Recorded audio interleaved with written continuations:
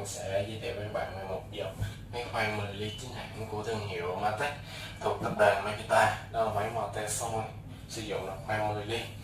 Và đây là cái máy chúng ta, và thiết kế đây là cái hộp này nhìn rất là cầu kỳ đúng không ạ? Và trên này nó sẽ có ma vạch và mã code để chúng ta có thể check được cái này sản xuất xứ ở đâu. Và tiếp theo đó là chiếc máy chúng ta. Này thiết kế ngoài rất nhỏ gọn, phù hợp với người Việt Nam chúng ta vì tay cầm rất là nhỏ, cầm rất là chắc tay. Chúng ta an toàn, chúng ta khi mà chúng ta sử dụng lâu dài chúng ta không sợ mỏi tuột tay. Thì cho nên nó sẽ có logo của Maktec để giúp các bạn tránh mua hàng giả, hàng nhái. Và sau đây nó sẽ có cái tem, trên tem nó đầy đủ thông số kỹ thuật của nó.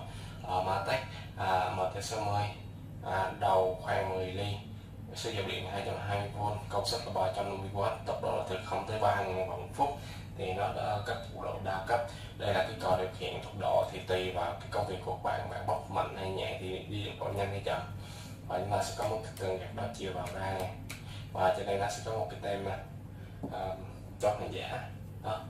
Và bây giờ mình sẽ test máy cho các bạn xem cái độ êm của cái máy khoan của chúng ta. Nên nó cột dây nó cũng rất là kỹ nè.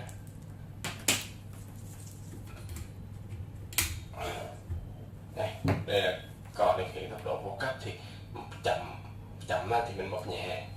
Đây bạn sẽ xem này. Còn muốn mạnh thì chúng ta sẽ bóp mạnh thôi.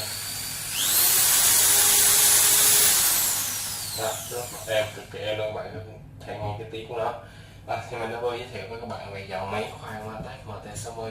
Cảm ơn các bạn đã xem video. Nếu bạn thích, bạn hãy subscribe dưới, like kênh của mình để có thể cập nhật những video mình. Cảm ơn các bạn, xin chào các bạn.